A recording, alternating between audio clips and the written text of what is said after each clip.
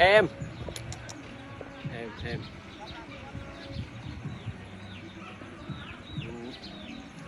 ôi trời ơi ô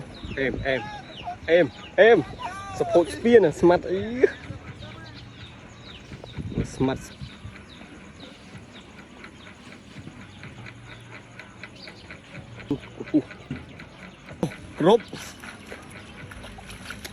Crop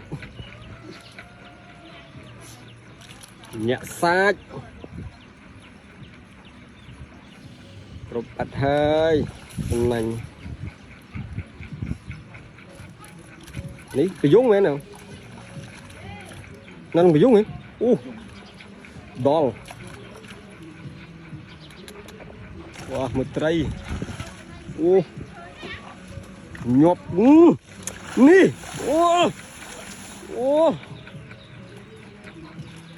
lấy chu vào đây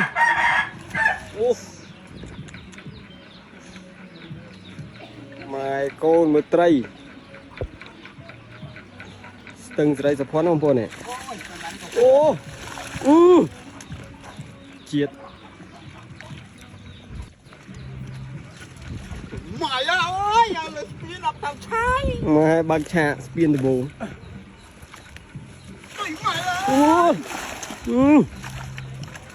hả ý anh về cái bóng mẹ anh xì vào đây mày trái đó xì vào bánh cua 50 kg rồi chết là một phô ơi một sân anh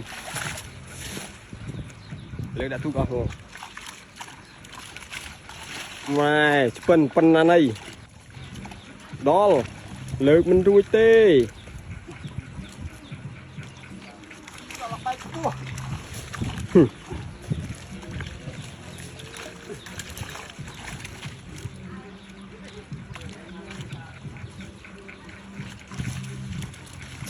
chiết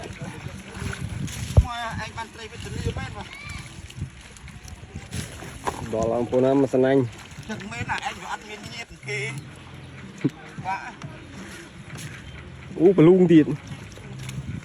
đó là